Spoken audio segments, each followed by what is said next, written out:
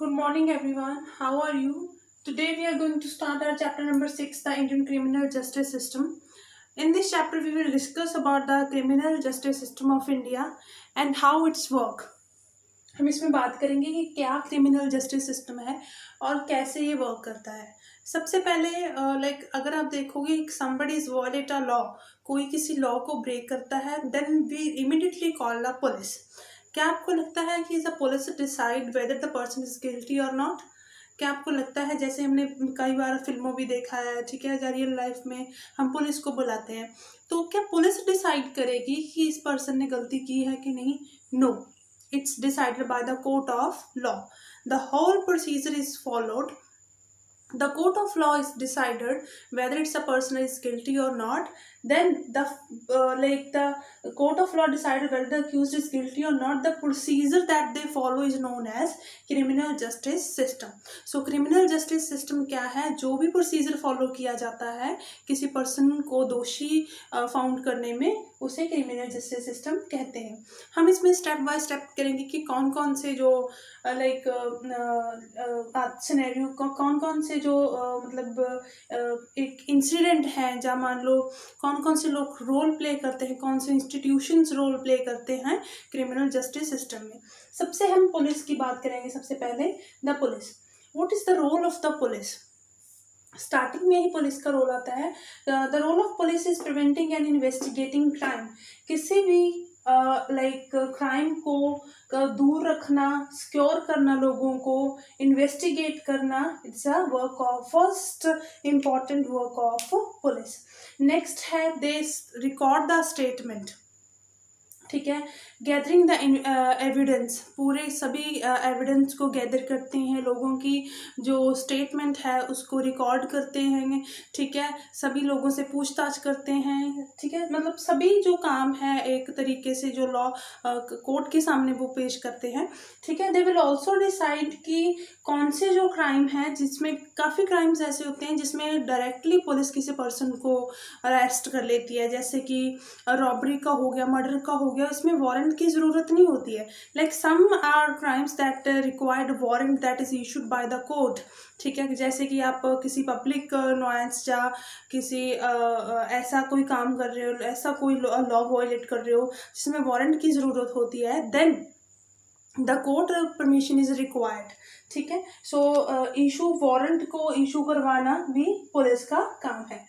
But police can not decide कि person is guilty और not. It is according to the law of India, the law of land of India, ठीक है, वो law के द्वारा decide होता है। इसी के लिए हम फॉलो करते हैं article 22। It's are fundamental right, ठीक है, हमारा जो फ्रीडम वाला राइट है, फंडामेंटल राइट टू फ्रीडम, उसी में आता है आर्टिकल 22। इसको अब इस प्रोसीजर को फॉलो करना पड़ता है अगर कोई पुलिस काम कर रही है।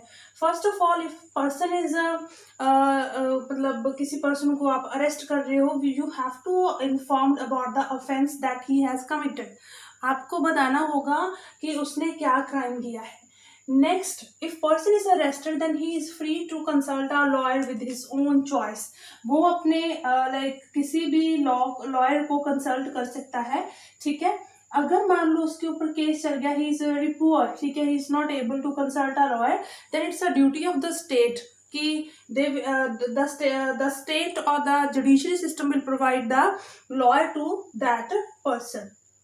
नेक्स्ट है प्रेजेंटेड बिफोर द मैजिस्ट्रेट। अगर आप अरेस्ट हो गए हो तो आपको within the 24 hours police आपको 24 घंटे के अंदर अंदर मैजिस्ट्रेट के सामने पेश करेगी, ठीक है।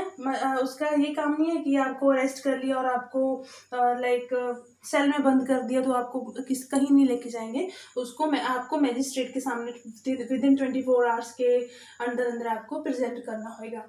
Next, the police can not tortured you in the police custody. आपको कोई भी टॉर्चर नहीं कर सकता किसी भी पुलिस कस्टडी में। नेक्स्ट है बॉयज और girls below the age of 15 not called to police station for questioning. कोई भी बच्चा जो 15 ईयर के नीचे है उसको आप पुलिस स्टेशन में नहीं बुला सकते क्वेश्चनिंग के लिए। नेक्स्ट जो है हमारा कि कोई भी पर्सन जिसने कोई स्टेटमेंट पुलिस कस्टडी में दी है उसको आप एज अ एविडेंस कोर्ट में नहीं मान सकते। हो सकता है कि वो जो उसने स्टेटमेंट दी है किसी टॉर्चर के तरीके से दी हो या उसको प्रेशराइज किया हो पुलिस ने, ठीक है। So these are the guidelines that they have followed. जब वो किसी पर्सन को अरेस्ट करते हैं, इन्फॉर्म करना है, वो लॉयर कर सकते हैं अपना, मजिस्ट्रेट के सामने पुलिस को उनको पेश करना होगा, टॉर्चर नहीं कर सकते, ना ही किसी below the age of 15 year old boy और गर्ल को क्वेश्चनिंग के लिए बुला सकते हैं। इसके लिए हमारी जो गाइडलाइंस कुछ हैं, टी.के. बासु जो जज थे उन्होंने गाइडलाइंस दी हुई हैं, ठीक है, जो हमको फॉलो करनी होती है जब हम किसी पर्सन को अरेस्ट करते हैं। फर्स्ट ऑफ ऑल, आपने बहुत सारी फिल्मों में देखा होगा कि जब कोई भी पर्सन अक्यूज्ड होता है, उसको पकड़ा जाता है तो उसके एक गले में लटका देते हैं एक प्लेट, नेम प्लेट के टाइप, ठीक है, उसका नाम, हाइट, उसका कोई भी मार्क जो होता है वो लिखा होता है, ठीक है, वो लिखना जरूरी है, जिसको वेयर यूज्ड कहते हैं, नेम और आइडेंटिटी वाला। नेक्स्ट है उसके ऊपर एक मेमो तैयार होती है, एक लाइक शीट तैयार होती है जिसमें डेट, टाइम, अरेस्ट सभी उसका लिखा होता है कि कौन सी डेट को उसको अरेस्ट किया गया, उस टाइम क्या था, प्लेस क्या थी, वो सभी उस मेमो के ऊपर लिखा होगा। उसके बाद जो केस मेमो होगी, जो उसकी जो शीट होगी, उसके रिलेटिव द्वारा साइन होगी या उसके किसी फ्रेंड द्वारा साइन होगी या कोई भी पर्सन जो उसको जानता है उसके द्वारा साइन होगी। और उसके बाद वो काउंटर साइन होगी अक्यूज्ड पर्सन जिसको अरेस्ट किया गया है। मान लो कि अगर कोई पर्सन नहीं है, if it is signed by someone other who is not the relative of the accused, जो अक्यूज्ड का रिलेटिव नहीं है, then the police have to inform the family. तब पुलिस को क्या करना होगा, उसकी फैमिली को इन्फॉर्म करना होगा, ठीक है, within the 8 to 12 hour, 8 से लेके 12 आवर तक उसकी फैमिली को आपको इन्फॉर्म करना होगा if they are living outside.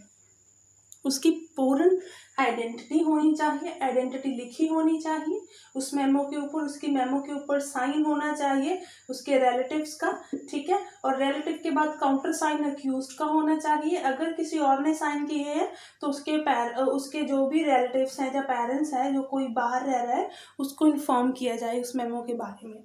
So these are the guidelines that the police will follow when they arrest someone, ठीक है, किसी को अरेस्ट करते हैं। वैसे तो article 22 is very important because it's deal with the personal life and liberty of a person. किसी भी पर्सन की जो लाइफ है, उसकी लिबर्टी है, उसके साथ ही डील करता है, ठीक है। आप किसी भी देखो, without the procedure of the code you can not like किसी भी पर्सन का जो राइट टू लाइफ है वो आप नहीं छीन सकते, क्योंकि वो फंडामेंटल राइट है। सिर्फ छीन किस वजह से सकता है, अगर आप अक्यूज्ड हो, अगर आपको कोर्ट गिल्टी कर रहा है, कोर्ट गिल्टी फाउंड कर रहा है, देन आप फिर आपको पेनल्टी मिल सकती है, तब आपका राइट वो वायलेट हो सकता है और उस टाइम आप कुछ नहीं कह सकते, ठीक है। So next we will follow the procedure of the criminal justice system, कि पुलिस के बाद कौन कौन से जो क्रिमिनल जस्टिस सिस्टम के रूल्स हैं वो क्या क्या है। Now we will discuss about the procedure of the criminal justice system, कि कैसे एक जो केस है वो कोर्ट तक पहुंचता है। There is a story in your book of Hari Singh, आपकी बुक में एक स्टोरी है हरी सिंह की, जो एक सर्वेंट था मिस्टर वर्मा का। तो मिस्टर वर्मा उस पर एक इल्ज़ाम लगाते हैं कि उसने नेकलेस चोरी किया है, ठीक है। उसके बाद उसके खिलाफ FIR दर्ज करवा देते हैं। तो उसकी स्टोरी को हम साथ में लेके चलेंगे। सबसे पहले हम बात करेंगे what is an FIR। FIR होती है जब भी कोई कोई क्राइम होता है, इमीडिएटली आफ्टर द क्राइम हम FIR दर्ज करवाते हैं, that is called the first information report, जो पुलिस में होती है, ठीक है। उस पर पुलिस FIR में आपका डेट, टाइम और प्लेस, क्राइम की कोई भी जो जगह है, ठीक है, आपकी कोई घर में चोरी हो गई है तो आप जाके FIR को दर्ज करवाओगे, डेट होगी, टाइम होगा, प्लेस होगा और डिटेल ऑफ इंसिडेंट होगी कि क्या क्या उसमें हुआ है। And there is also name and address of the complaint, जिसने भी कंप्लेन की है, कि कौन लाइक आप जाके कंप्लेन करो तो आपका नेम, एड्रेस वगैरह सभी कुछ होगा, ठीक है। तो what to file an FIR, FIR में फाइल क्या क्या होता है, सभी वो इंसिडेंट जो उसमें हुए हैं, ठीक है, वो एफआईआर में फाइल होंगे। Like some time if the police is refuse to launch an complain, अगर पुलिस मना कर देती है एफआईआर को रजिस्टर करने में, then you can directly approach to the magistrate. तो आप हायर अथॉरिटी को जाके भी क्या कर सकते हो, अप्रोच कर सकते हो। अब देखो, कुछ जो क्राइम्स होते हैं वो अवेलेबल होते हैं और कुछ होते हैं नॉन अवेलेबल, ठीक है। आपने सुना होगा कि इसको बेल मिल गई है, वो बेल पे बाहर आया हुआ है, ठीक है। बेलेबल होंगे जब आपको कोर्ट की परमिशन नहीं होती है, ठीक है, आप कोर्ट की परमिशन नहीं लेते, जब आपकी जो जमानत हो जाती है, ठीक है, कोर्ट उसकी परमिशन नहीं देता है। कुछ क्राइम्स ऐसे होते हैं जो नॉन बेलेबल होते हैं, ठीक है, आप you have to get the permission of the court. Like आपको जो फ्री होना है, जेल से बाहर आना है, तो आपको कोर्ट की परमिशन लेनी होगी and you have to sign an agreement with the court कि आप प्रेजेंट होगे कोर्ट के सामने जब आपको कोर्ट बुलाएगा, ठीक है। सो ये सारी चीज़ें हैं। एफआईआर आपको दर्ज करवानी होती है किसी भी क्राइम की अगर होता है, ठीक है, उसमें सारी डिटेल होती है। और कुछ क्राइम्स बेलेबल और नॉन बेलेबल होते हैं। And there is also chargesheet also, case की चार्जशीट भी दाखिल होती है, ठीक है। Without the chargesheet the case can not be conducted, chargesheet के बिना केस जो कंडक्ट नहीं होता है। अब हम एग्जाम्पल लेते हैं हरी सिंह की। Hari Singh was the servant of the mister Verma and mister Verma उस पर एक्यूज लगाते हैं कि उसने उसकी वाइफ का नेकलेस चोरी किया है, और उसके बाद उसकी एफआईआर दर्ज करवा देते हैं, तो केस स्टार्ट हो जाता है। देखो, if you committed any crime that is against the society, then वो केस में आप जो लॉयर होएगा that is called public prosecutor. क्योंकि जो हरी सिंह का केस था, that is not Hari Singh versus mister Verma, it is a Hari Singh versus state. State means कि गवर्नमेंट के खिलाफ था। तो वो जो केस को लाइक प्रोसीड करेगा, केस लड़ेगा, वो पब्लिक प्रोसिक्यूटर होएगा, वो स्टेट के इंटरेस्ट को प्रोटेक्ट करेगा, ठीक है। उसके बाद एक डिफेंस लॉयर होएगा जो कि मिस्टर हरी सिंह का होएगा। Hari Singh was very poor, so he is not able to hire a lawyer. तो आर्टिकल जैसे मैंने बोला कि 22 के according everyone is free, everyone is like have a right to hire a lawyer for their like interest, अपने personal interest को protect करने के लिए कोई भी पर्सन लॉयर को हायर कर सकता है। बट वो पुअर था, इसलिए whose responsibility is there to hire a lawyer, state की। तो स्टेट उसको लॉयर को हायर करके देगा, तो उसको डिफेंस लॉयर बोलते हैं, जो आपकी डिफेंस कर रहा है, आपकी प्रोटेक्शन कर रहा है, आपको प्रोटेक्ट कर रहा है। So there were two lawyers, one is public prosecutor who is protecting the interest of the state, second is the defence lawyer, ठीक है। दोनों ही जो लॉयर्स हैं वो न्यूट्रल होके काम करेंगे, अनबायस्ड बेसिस पे करेंगे और क्रॉस एग्जामिन करेंगे दोनों को। नेक्स्ट जो ड्यूटी है वो किसकी है, जज की। जज is a higher authority in the court.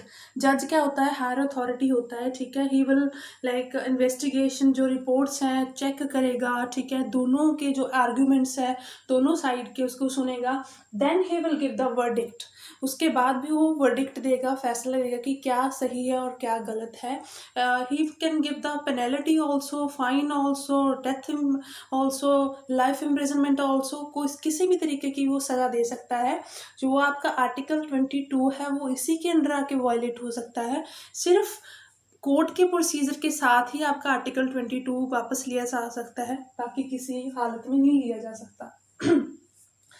And जज is also responsible for the free trial. जो फ्री ट्रायल है आपका, ठीक है, आपका जो प्रोसीडिंग्स है, कोर्ट की प्रोसीडिंग्स है, वो फ्री होनी चाहिए, अनबायस्ड बेसिस पे होनी चाहिए। और वो कौन डिसाइड करेगा, वो किसके ऊपर डिपेंड है, जज के ऊपर, ठीक है। अगर आपने बात करनी है फ्री ट्रायल की, तो उसमें क्या क्या होगा। सबसे पहले, accused is given to copy of FIR and chargesheet. जो चार्जशीट, जो इल्ज़ाम, जो भी किसी अक्यूज्ड के ऊपर लगाए गए हैं, उसको एक कॉपी एफआईआर की ज़रूर देनी होती है, ताकि वो अपने जो लॉयर है उसको दिखा सके और उसको पता हो कि मेरे ऊपर कौन कौन सी जो मतलब दोष है या कोई भी कौन सी गिल्टी अपोज की गई है। नेक्स्ट है, family and the friends can be presented at the trial. जो भी जब ट्रायल होता है, कोर्ट में हेयरिंग्स होती हैं, तो वहाँ पे जो अक्यूज्ड है उसकी फैमिली या उसके फ्रेंड्स प्रेजेंट होने चाहिए कोर्ट में। नेक्स्ट है, trial at the presence of accused.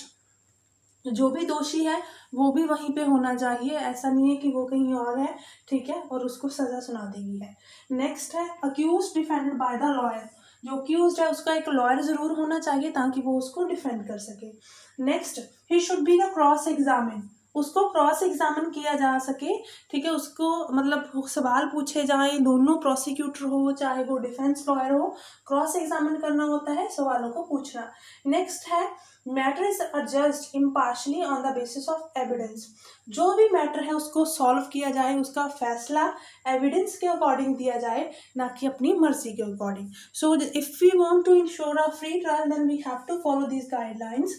तो हमको ये गाइडलाइंस फॉलो करनी पड़ती हैं, ठीक है। सो इसमें हम इस चैप्टर में हमने बात की है कि कैसे क्रिमिनल जस्टिस सिस्टम स्टार्ट होता है, क्या क्या चीज़ें होती हैं, एफआईआर होता है, पुलिस की क्या ड्यूटी है, पब्लिक प्रोसिक्यूटर क्या है, डिफेंस लॉयर का है क्या है, जज क्या है, फ्री ट्रायल कैसे होता है, कौन कौन सी ये जो लाइक इंस्ट्रक्शंस हैं we have to follow during the free trial. So dear students, we have done this chapter, so watch this video carefully and read this chapter carefully. Thank you.